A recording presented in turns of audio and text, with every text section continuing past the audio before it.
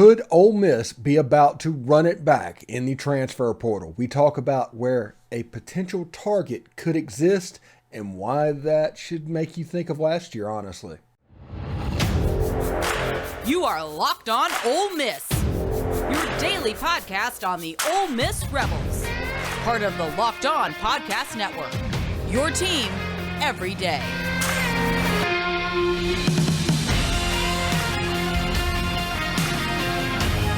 All right, thank you for tuning in for the Locked On Ole Miss podcast. I'm your host, Stephen Willis, and thank you for making the Locked On Ole Miss podcast your first listen every day. We are free and available wherever you get your podcasts, including YouTube. Do us a favor, subscribe to the YouTube channel, hit the bell for notifications, and upvote the video itself, or participate in the conversation by commenting down below. We'd appreciate it very much. All right, could Ole Miss be raiding USC again in the transfer portal? Now, what I'm about to say is complete speculation, and you know, the transfer portal is notoriously hard to read. We talk with Mike Huseman from time to time, and he lets us know that it's a difficult thing to read. And what you need to know about this is that Gary Bryant Jr. has entered the transfer portal. Now, why is that important? Well, he was in that same class, I believe, with Jaxson Dart and Michael Trigg, or the class after it, or the class before it, I mean. He was a 2020, Jaxson Dart, and Michael Trigg was a 2021. And in that 2021 year, he developed a rapport with Jaxson Dart throwing the ball. So there's tons of people that are going to speculate this is going on. I am not alone here. But he ended up catching 44 balls, nearly 600 yards. He had 7 touchdowns. He was a big play threat. He did kickoff returns. He did punt returns. He was their all-around guy. He did stuff. And last year, Lincoln Riley came in. He did not get the action that the other receivers did. Jordan Addison did. Sidney Rice did. Those guys became the primaries on the USC team, and he chose to redshirt. So are we all tracking? All right. So he has entered the transfer portal, and honestly, this would be an amazing fit for Ole Miss. Now, this is bad news for Jordan Watkins and Jalen Robinson, 2 talented dudes that are sitting in that position, but he would be a dynamic Elijah Moore level slot receivers to play in the Ole Miss offense. If anybody has any questions of what it would look like, look at what Elijah Moore did in Ole Miss's offense in 2020. Same type player. I don't know how much he would return punts. I don't know what he would do there. I don't know if he would be the kickoff return guy. But in the slot position, with Caden Priestcorn that has come in as a tight end, and Michael Trigg that could develop into that elite tight end, this offensive skill position, with the addition of Gary Bryant Jr., would be phenomenal and potentially could be one of the better units in the Southeastern Conference. Gary Bryant, a top 50 player. I think Michael Trigg's a top 50 player. Jaxson Dart's a former top 50 player, former Gatorade National Player of the Year. Then you have Quinshon Judkins, who ran for 1,500 and something yards last year. You have Chris Marshall, a former top 50 player. You have Trey Harris, an all-conference USA player. Skill position, they would be set all along. You're not relying on anybody. It would be a true competition for each of the positions. It would be exactly what you want and exactly what we think all of this offense can be. There's some dudes out there. Some absolute dudes. And everybody's going to say, hey, Steve, what about the offensive line? My answer is they're going to probably bring some people in on the offensive line, but don't worry so much about the offensive line. There's good offensive linemen that didn't play last year because last year we did a different thing. Once the strength's raised, different players are going to show up. Was it Jaden Williams, Micah Pettis? Those guys didn't emerge till we played the style of football that we decided to play. John Garrison will find his own guys. We'll talk about offensive needs in the third segment, and so I'll digress a little bit. But the important thing is Gary Bryant Jr. would close the middle of the field for Ole Miss football. Absolutely. He would dominate it.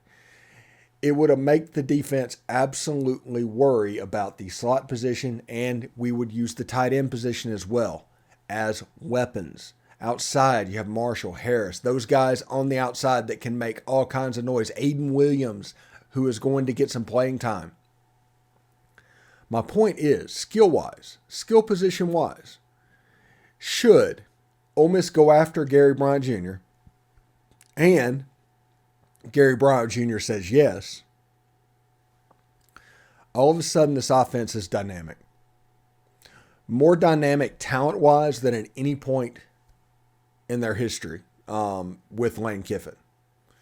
That includes 2020 with Kenny Yeboah and Elijah Moore. The outside receivers weren't quite there. Then you lose Elijah Moore and the Kenny Yeboah, and the outside receivers kind of take up the slack. You have Jonathan Mingo. You have to use Dontario Drummond as an interior slot receiver. Last year, we had no tight end at times. Lots of 10 personnel was run. Casey Kelly wasn't quite that dude. The slot receiver, Jordan Watkins, played all right against Vanderbilt, but he had some stuff that he needed to do. This would be the best of both worlds for Ole Miss football moving forward. This offense would have a chance to be absolutely dynamic. And there are still going to be some holdouts on Jaxson Dart. And I understand that. That is absolutely fine. Some people are going to talk about him turning over the ball last year. I think he had 11 picks over the course of the season.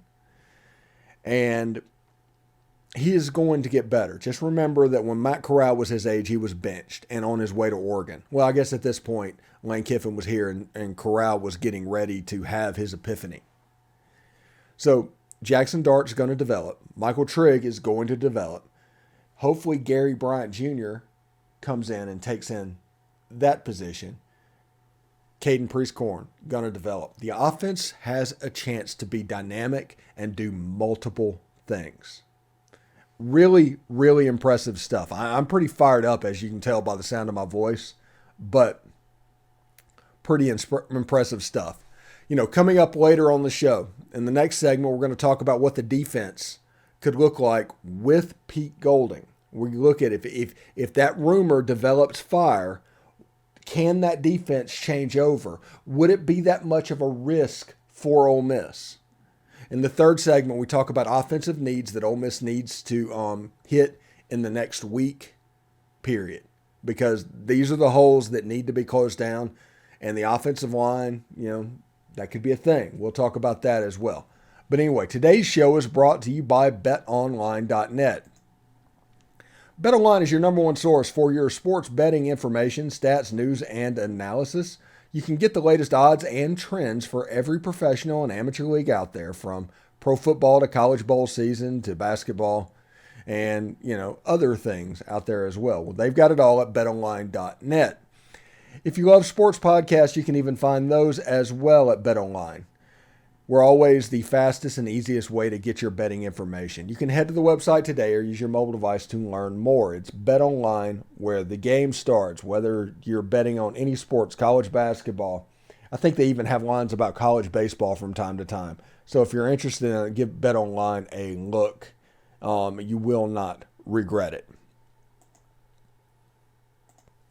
All right, thank you for making the Locked On Ole Miss podcast your first listen every day. Now make sure to check out our second brand new podcast, Locked On College Basketball. Everything you need to know about college basketball in one place. Plus, hear from big name experts, insiders, coaches, and players. Locked On College Basketball, available on YouTube and wherever you get your podcast. All right, so I've got a couple phone calls today, honestly, about Pete Golding. And like I said, I'm not in the news breaking business. I'm not trying to break news. But those phone calls made me think there's a little bit more smoke than I thought even this had. So we will see how this goes. Pete Golding and his defense, we're going to talk about what he would bring to the Ole Miss defense. As somebody that when he was at UT San Antonio, as defensive coordinator for Frank Wilson and the Roadrunners, he was a 4-down guy. He was a 4-2-5 guy, 4-3 guy. That was his MO. He went to Alabama from UTSA. From all accounts, Saban loves him. He's a wonder kid when it comes to X's and O's, and he's a heck of a recruiter. So he's wanted there. Now the fan base can be weird. So the fan base might not want him, but he is wanted by the person that it counts. So when it comes to Pete Golding and Ole Miss, like I said, it's the button that everybody pushes. Anytime there's something coming up, they will talk about what's going on. And Pete Golding to Ole Miss makes a ton of sense, honestly. The personnel that Ole Miss has matches up for really both ways that Pete Golding would want to take it as the defensive coordinator if that's what he chooses to do. Now, if Chris Partridge stays, like I said, this defense needs to evolve. It doesn't necessarily need to change, if that makes sense. But let's look at this for giggles, essentially. What a 4-man defensive front defense with the same personnel would look like at Ole Miss next year. Because if Ole Miss switches to 3 or 4-man, what would that look like? Does Ole Miss have the personnel to do it? Because you hear me talk all the time. System fit is the most important thing. So can Ole Miss get off of what they have and move to something more sizable? How about that? So a 3 technique, which is whenever you have a 4 down front, 3 technique is going to be very, very important. J.J. Pegues is a super athletic player. He can absolutely play 3 technique on the defensive line. Tywone Malone is big enough to where he could come inside and play 3 technique. And you got a 2 deep right there. At nose guard, you have Josh Harris, who just transferred in from North Carolina State, and Xavion Harris, the young player that got some PT this year at nose guard. So it's a good player, nimble player. Those 2 people will eat up double teams in the middle of the defense, which is important. Now, if Pete Golding comes to Ole Miss and decides to do the 4 down stuff or the 3 down stuff, if he decides to do the 3 down stuff that he's been doing at Alabama, should he come to Ole Miss, that involves a jack. That is a specialized pass rush position that also plays a little bit of outside linebacker. Think what Sam Williams did under Mike McIntyre. Similar type stuff. He's going to drop back. He's going to come forward. On both sides, they want to have somebody that can rush the passer and get after the quarterback, and the other one go into coverage. So it's a specialized position, okay? This is the problem with a true 3-4 if they decided to do that. Like I said, nothing's confirmed. This is all speculation, but I wanted to think about what the defense would look if there was a change. Do we have the personnel to change systems? Are we in too deep with the 3-2-6? Stuff like that is the reason I'm doing this. So, 2 down and a 4-man front. Now you have Cedric Johnson and Jared Ivey who can play a strong side defensive end position. That would be absolutely fine. That's 270 plus pounds. They could absolutely man that side. That jack position, that rush position, that becomes the issue. Now, I understand that you can take Corey Coleman and put him there and turn him loose and let him go. He would do pretty well, but he's only 220 pounds. You want somebody that weighs a little bit more to avoid that physics problem that we saw this year. So this would be a transfer portal piece with a 3-4 and honestly as a 4-3 that Ole Miss would probably need to look at. This is somebody honestly like a Javonte Jean Baptiste. That position would do well, and then you can back him up with a Corey Coleman. At linebacker, you see some larger guys. Ole Miss recruited larger guys. They need to recruit some more, and I think they're recruiting Austin Keys back on campus out of the portal, trying to win him back again as a bigger guy. The defense needs to get more athletic and bigger It's a physics problem on defense. It's not a scheme problem. It's a physics problem. Now, the scheme could make the physics problem more exasperated, but you get my point. As Hugh Freeze called it, a size-speed ratio. That's what you're looking for. And this defense, schematically, as far as the back end, I have no worry about the secondary at the moment. I honestly don't have much worry about the linebacker, although we have a week to kind of get where we need to be. And the front can do both. The front's there. We have the personnel to do it. And when you look at it and you look at how they play, you can see how the pieces will fit. So should Ole Miss evolve this defense? The pieces are in place to do it. So don't worry about so much them being a lack of a fit for a certain system, because the players that can do what needs to be done, they're there. And we'll see exactly what this team looks like going forward. When we come back, we're going to talk about the offensive needs that are left with a week left to go in the portal. This is important. We talked about these skill positions all during the first segment and how great it is and how it is all set up to be fantastic. If the offensive line isn't where it needs to be, it's all for naught. It all means nothing. We'll talk about that when we come back. All right, thanks for making the Locked On Ole Miss podcast your first listen every day. We are free and available wherever you get your podcast, including YouTube. So do us a favor, subscribe to the YouTube channel, hit the bell for notifications, and comment by commenting down below and upvoting the video. And we'd appreciate it very much. Thank you very, very, very much. All right. This last segment, and we decided to put it here because normally we do segments that are good standalone segments in the third segment. That isn't necessarily the case right now for this one.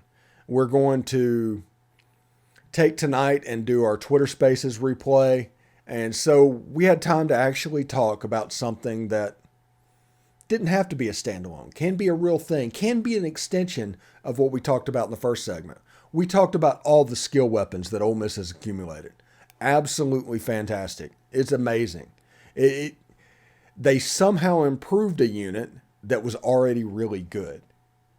They have a chance to have a 6, 7, 8 deep wide receiver room next year.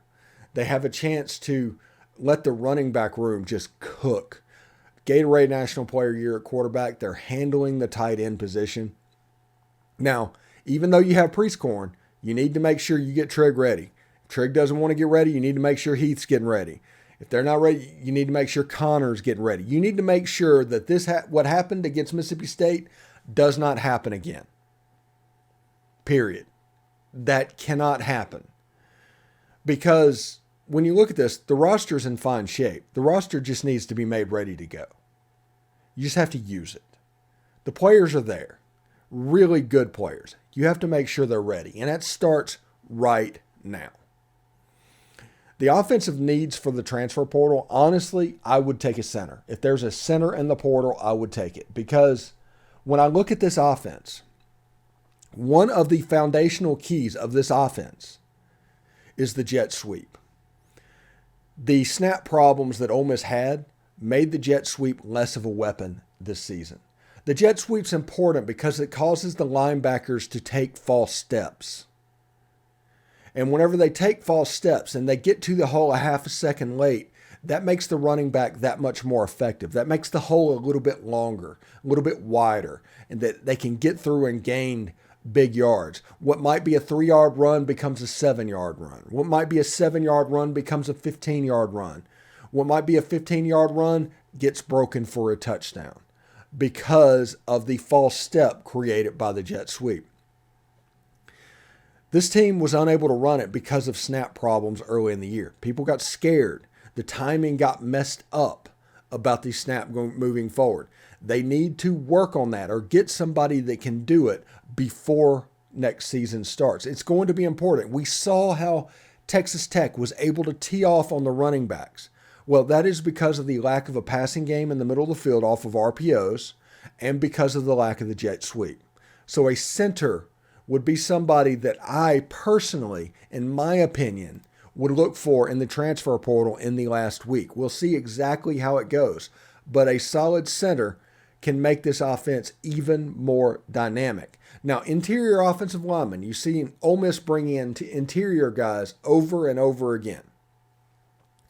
That means two things to me. One, they want to build up as much depth as possible to where they don't have to necessarily move tackles inside. They want like the interior offensive linemen to be their own thing. They want to leave Jaden Williams and Micah Pettis alone and let them to develop. Second, I think they want more options. I think they would like to sign a center so they can move Caleb Warren to one of the guard positions. He's one of the better run blockers that Ole Miss has. I think he would be somebody that would be interesting to see moving at one of the guard positions, either left or right guard. Eli Acker, I like to see what he does in year two. There's a lot of questions with Jake Thornton of what he was correct with. Now, John Garrison, with offensive line coaches, it's almost like strength coaches, it's like a wave a magic wand and everything's going to happen, but it does tend to happen. They develop favorites, and you will see a different offensive line than you saw this year, in my opinion. You might see Pettis and you might see Williams out wide, but interior, they may change it up. And that is because what is important to one guy is not important to the other. The offensive line coaching is not an exact science. Rankings for offensive linemen, if you ask 100 different people, you would have 100 different avals. So when it comes to offensive linemen, know that Ole Miss is going to kind of do their own thing, and it's going to look a little bit different. But this offensive line is going to be key for these skill players to make their plays. When you have, let's say, everything works out, and we all have questions of what if they don't. We understand that. But let's just think about if it all works out and if Ole Miss was able to go after and get Gary Bryant in the transfer portal, who just locked in, okay? You have linebackers. It doesn't matter if it's 2 or 3. It doesn't matter if it's Georgia's linebackers, because this is what they're going to have to deal with, right? Pre-snap, you have jet sweep motion from Gary Bryant that you have to get wide on, because if they get free, it's a problem. So you have to be ready to go if that is your responsibility. The second thing could be an RPO off of that, where the tight end goes behind either the Sam or the Will linebacker. That's an option. So you have to move back. You're worried about the ball going over your head. You have the jet sweep motion. You're worried about the ball going over your head. So that could cause a false step to go backwards. Okay? You could have another RPO running at the same time that you're worried about. Maybe a seam route to either the tight end or something like that. Again, you're worried about backing up. Third, you have a 1,500-yard rusher that is going to pound you if he can. So it's another situation where the linebackers can't be right, and that helps the offensive line blocking. Because remember, in this system, most everything is a run block. They are pretty consistently calling RPOs and run plays. So whenever it comes time and they're forced to pass block, they're not going to be as good as you think they should be. So the false steps, the linebackers, they're jittering all over the place. And like I said, let's pretend it's Georgia. Let's just pretend it's Georgia. So now the safeties are going to have to constrict and try and take away the position, the little bit of 5-yard bit of turf between the linebackers and them. They're going to have to step up and worrying about the slot receiver and the tight end. They're going to have to always pay attention to that. That is what's going to be in their head. So the safeties coming up, that's where somebody like Chris Marshall, Trey Harris, those guys on their deep shots, what I call 10% Lane Kiffin shot plays, that comes into fruition. So what it makes is the middle of your defense not being able to be right. Now, that right there is in position. We've got those players in position now. And if Gary Bryant comes here, the offense will be more dynamic than it has ever been during the Lane Kiffin era. So that makes what makes the offensive line difficult. I think Victor Kearney, who's visiting Oklahoma, he's visited Ole Miss, apparently went really well. There's other players that are popping in. We'll see what happens right at the end. I think players are going to jump in the portal at the end because they don't want tampering charges to pop up. Oh, no, I had to just jump in the portal and I had to make a decision quick because the window was closing. So you're going to see players that jump in this last week, and it's going to be crazy busy. And whenever we do our transfer portal deadline day live stream and talk about 30 minutes of exactly what Ole Miss was able to get out of this portal class, because right now they've got some dudes at wide receiver and tight end. There's nobody that can say anything. The only thing that people can say anything about is the lack of numbers at this point. Because I think Ole Miss is at 19, 20 players right now. And this was always going to be a small class because of all the COVID stuff and what's going on. Last year, whenever they signed players, they were 2- and 3-year players. They're back. So the numbers crunch, the 85, is going to be harder to work around. So we'll see exactly. Like I said, I don't want to play the numbers game right now because I'm not 100% sure because of all the COVID years and what's going on. So we'll figure out how this works. But offensively, if Ole Miss does not take advantage of the portal somehow on the offensive line, specifically I think with a center, it could be problematic. It kind of is what it is. Anyway, thank you for making the Locked On Ole Miss podcast your first listen every day. Make sure you check out our brand new podcast, Locked On College Basketball. It's everything you need to know about college basketball in one place. Plus, hear from big-name experts, insiders, coaches, and players. Locked On College Basketball, available on YouTube and wherever you get your podcast. All right, moving forward, just so everybody knows, live streams whenever a commit comes in, big news comes in, stuff like that. We're going to do a micro 15, 20-minute live stream and put that on YouTube. You're going to have the Locked On show, which is basically going to be centered around what the most members of the Ole Miss fan base want to talk about. Right now, that's not college basketball. We're trying to find ways to cover it, but right now that is not what it is.